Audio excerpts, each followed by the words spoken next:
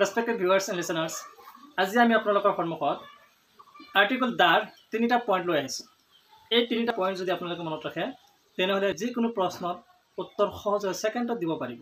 এক নম্বৰ মনত ৰাখিব, সুপাৰলেটিভ ডিগ্ৰীৰ আগত সদায় আৰ্টিকল দা ব্যৱহাৰ কৰা। ফৰ এক্সাম্পল চাওক, Aman is the best boy in our class. এই চাওক বেষ্টটো কি হয়?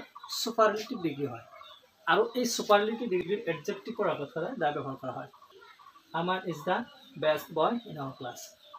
2 নম্বৰটো হৈছে ৰাষ্ট্ৰৰ সন্মিলিত গোটৰ আগত সদায় দা ব্যৱহাৰ কৰা হয়।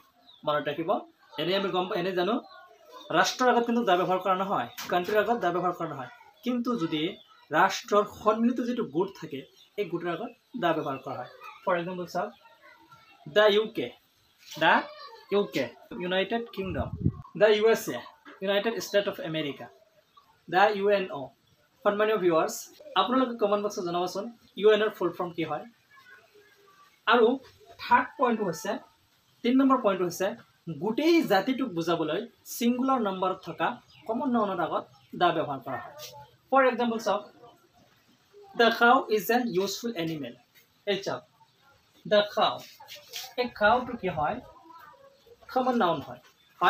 কাউটো কমন নাউন হয়। আৰু কাউ এজনী গৰুক বুজোৱা নাই দেই, এই পৃথিৱীত যিমানবোৰ গৰু আছে গোটেই গৰু জাতিটোক বুজাইছে। গতিকে ছিংগুলাৰ নাম্বাৰত থকা কমন নাউনৰ আগত কি বহে? দা বহে। The cow is a useful animal. ঠিক তেনেকৈ the dog is a faithful animal. Thank you. See you again in next video'.